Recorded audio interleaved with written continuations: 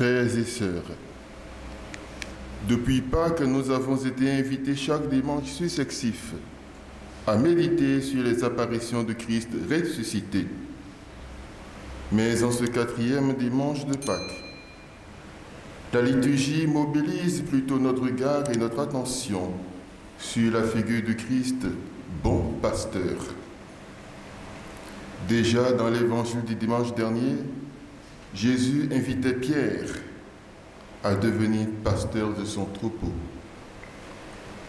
Par 3 fois, il lui a dit clairement « Paie mes brebis ». Aujourd'hui, c'est le Christ lui-même qui se présente comme le véritable modèle du pasteur, le bon pasteur. Quelques versets plus tôt, en effet, Jésus disait lui-même « Je suis le bon pasteur, le vrai pasteur qui donne sa vie pour ses brebis ». Jean 10, verset 14. Ce récit de l'Évangile qui nous présente l'image du bon pasteur a d'ailleurs donné lieu à l'appellation de ce jour, dimanche du bon pasteur. Mes frères, mes sœurs, aujourd'hui l'image du pasteur ne parle plus vraiment à notre mentalité moderne qui n'accepte pas a fortiori qu'on traite les gens de brebis, de troupeaux. Et pourtant, c'est une très belle image. Car le pasteur, ce n'est pas le fermier moderne qui exploite son troupeau pour tirer profit de sa laine, de son lait, de sa viande.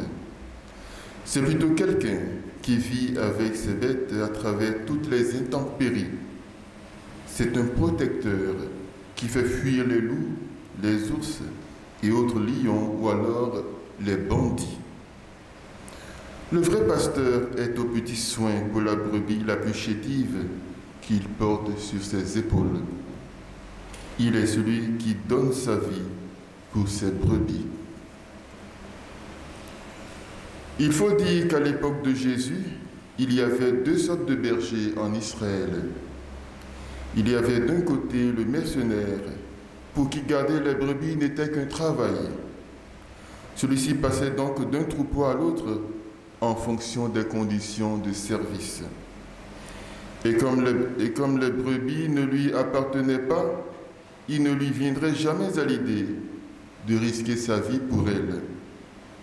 S'il voyait des loups ou des voleurs s'approcher, il fuyait pour sauver sa vie et laissait le troupeau à la merci des maraudeurs. Mais il y a également le berger propriétaire. C'est ce berger qui reste toute sa vie avec le même troupeau. Il connaît chaque brebis de son troupeau individuellement. Il donne un nom à chacune d'elles. Chaque matin, il entre dans l'enclos, appelle ses animaux par un cri spécial que seules celles-ci connaissent. Elles le reconnaissent à sa voix et à ce cri. Ce berger, il a la responsabilité de conduire son troupeau vers de bons pâturages afin que ses bêtes soient en bonne santé et bien grasses. Il connaît celles qui risquent d'être à la traîne lors des longues marches et il la soulève et la porte dans ses bras ou sur ses épaules. Il connaît aussi celles qui risquent de s'éloigner du troupeau et les guette lorsqu'elles traversent des espaces dangereux. Lorsqu'il était attaqué par des loups ou des voleurs, il se battait pour protéger ses brebis et risquait même sa vie pour elles.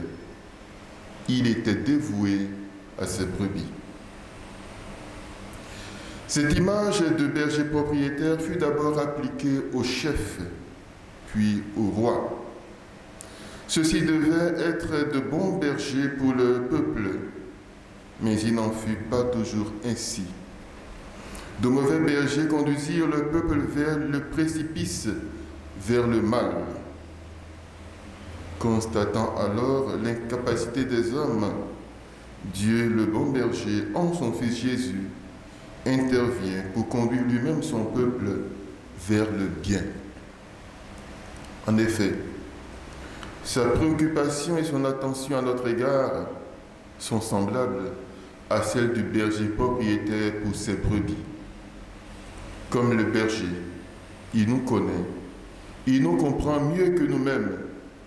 Son seul souci est le bien-être de chacune de ses brebis. Comme le dit notre deuxième lecture, il les fera paître et les conduira aux sources d'eau vive.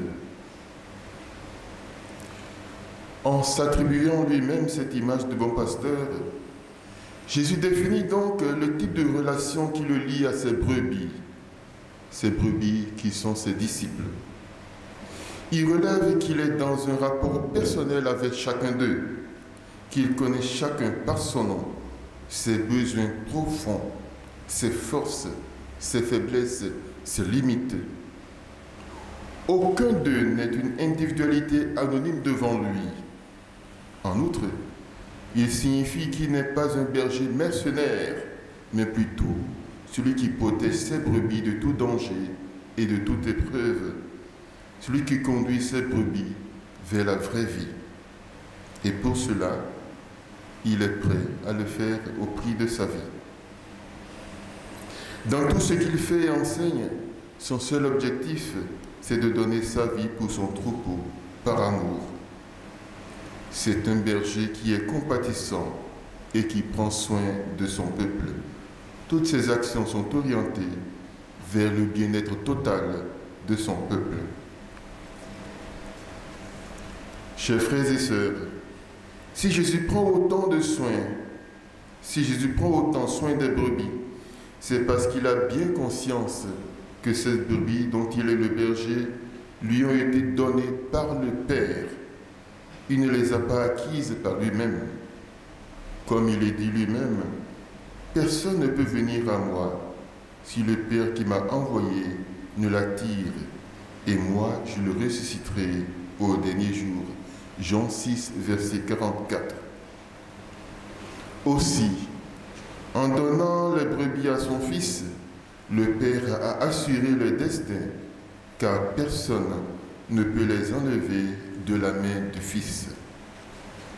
En effet, puisque le troupeau est du don du Père, Jésus le considère comme un don précieux que le Père a confié à ses soins de berger. Ces brebis, personne ne les volera jamais.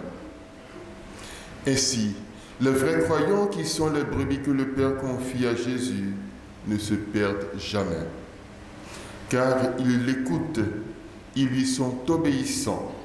Ils font l'effort de connaître sa voix et peuvent donc écouter et identifier cette voix chaque fois qu'il les appelle, chaque fois qu'il leur parle.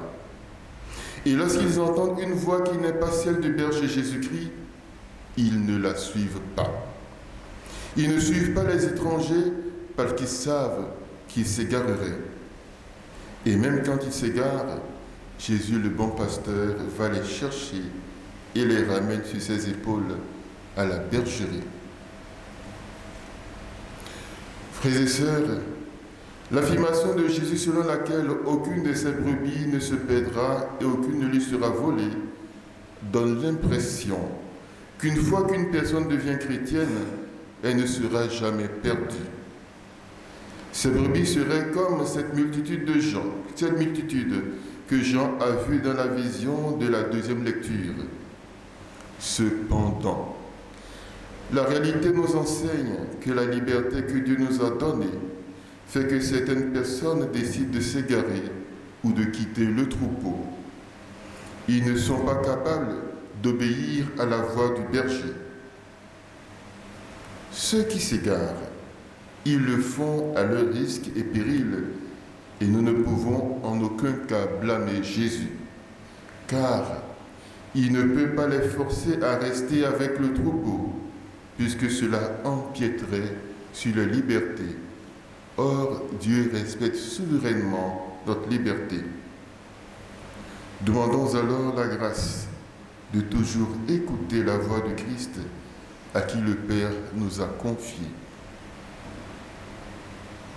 Nous le ferons précisément dans la prière et dans l'écoute de sa parole l'écoute assidue de sa parole.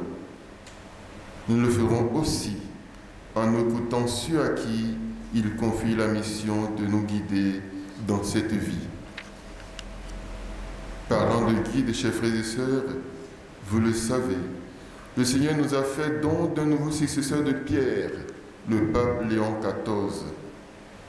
Je voudrais vous demander de prier spécialement pour lui au cours de cette Eucharistie. Prions pour lui, qu'il puisse incarner à tout point de vue ce bon pasteur qui lui confie la charge de son troupeau. Prions également pour tous les autres pasteurs, ses collaborateurs, afin qu'ils répondent sereinement à leur vocation au cœur de ce monde troublé. Prions aussi pour tous les appelés, afin que les proches d'une ou d'un appelé puissent les aider à rester fidèles à leur appel. Prions que là où naît une vocation, que les parents, les amis, que ceux qui accompagnent aident celui qui pense être appelé à discerner où le Seigneur le veut pour son bien et celui de l'Église. Prions aussi en ce jour des vocations pour que rayonnent de joie et d'amour ceux qui ont tout quitté pour suivre le bon berger et servir le frère à sa manière. Seigneur, nous sommes ton peuple, ton troupeau. Bénis ton peuple, bénis ton héritage, bénis ton peuple en lui donnant la paix.